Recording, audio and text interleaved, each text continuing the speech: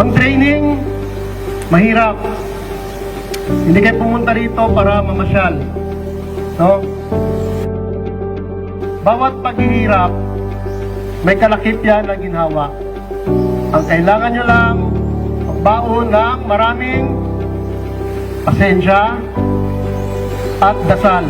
Natural lang ang isang tao na papagod. No? At during your training, maranasan nyo na malungkot, boring, at homesick. Lahat yan, kaya niyong labanan kapag isipin nyo ang kapalit niyan ay kaginawaan ng inyong sarili, ng inyong pamilya, ng umaasa